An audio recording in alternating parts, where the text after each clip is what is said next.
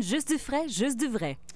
Maintenant, les maladies rénales sont en progression parmi la population québécoise. Seulement qu'à Québec, on estime que près de 2200 personnes en sont affectées. Plusieurs ont marché pour la cause. Aujourd'hui, je suis allé à leur rencontre. Madame Néron, on parle des maladies rénales. Malheureusement, c'est en progression au Québec. Oui, c'est en progression parce que, en fait, simplement, la population vieillit. Vous savez, la population va vieillir, mais ça ne sera pas sans impact négatif. Donc, la population vieillit. Les grandes causes, c'est l'hypertension artérielle, le diabète qui emmène les gens vers la maladie rénale. Il y a aussi ceux qui ont des problèmes cardiovasculaires. Ce sont les trois causes majeures. À l'Hôtel-Dieu de Lévis, il y a autour de 400 personnes qui sont rattachées à l'Hôtel-Dieu de Lévis de la clinique de la prédialyse à la dialyse. À l'Hôtel-Dieu de Québec, on a 1000 personnes greffées, on a 400 personnes en dialyse, on a 400 personnes en prédialyse. Donc, c'est pas mal de monde, là. Nancy Aulé, vous êtes greffée il y a 3 ans. Oui. Évidemment, je vous demanderai comment ça va aujourd'hui? Super bien. Ouais. Super bien. Vous avez le sourire, c'est pas pour rien. Non, du tout. C'est vraiment une chance d'avoir une greffe. Ça change de la vie et sur pause quand on fait de la dialyse. C'est difficile. On essaye, on fait des choses, c'est fatigant, c'est dur. Mais la greffe, c'est vraiment extraordinaire. On part de qu'est-ce qu'on est peu capable de faire. On peut tenir nos petits-enfants, on peut courir, on peut venir à un événement, on peut marcher 5 km puis pas vouloir dormir pendant le restant de l'après-midi.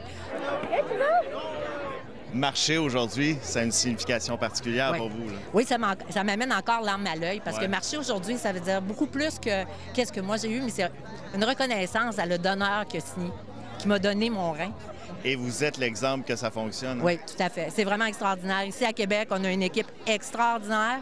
On peut les remercier à tous les jours qu'on est là. Comment, à travers les dernières années, on a pu améliorer les traitements qu'on donne aux patients? Parce que c'est un quotidien difficile, là. Tout à fait. C'est un quotidien difficile. Puis on essaie, en fait, il y a la question de la survie des patients qu'on essaie de travailler énormément. Et aussi la qualité de vie de ces patients-là. Donc, une des façons de faire, c'est de faire la recherche, d'investir dans la recherche. Nous sommes dans le groupe plusieurs néphrologues qui font de la recherche. Moi, j'en fais de la recherche. J'ai été financé par la Fondation canadienne du rein. Est-ce qu'on peut prévenir tout ça? Il y a de la prévention. Donc, il y a la maladie, comme toute maladie chronique, il y a de la prévention en amont de ça. Donc, la maladie rénale chronique, par exemple, affecte principalement les patients qui sont diabétiques, les patients qui font de l'hypertension artérielle.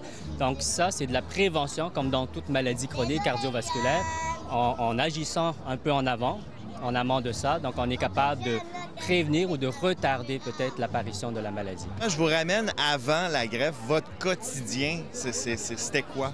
Mon quotidien, c'était vraiment 9 heures de dialyse. Je faisais la périotoniale. Donc, c'était vraiment... Ma vie faisait autour de ça. Donc, je contrôlais mon alimentation. Je contrôle mon poids tous les jours. Fallait que je fasse attention. J'avais le choix à faire. Je montais un site d'escalier ou j'allais prendre une petite marche de 10 minutes. Donc, je ne pouvais pas faire les deux. Il fallait vraiment composer avec les restrictions qu'on avait. Et regardez tout le monde qui vient nous supporter. Ça touche tout le monde. Les personnes qu'on travaille avec, les personnes, c'est grand que ça touche. Bonne journée. Merci beaucoup.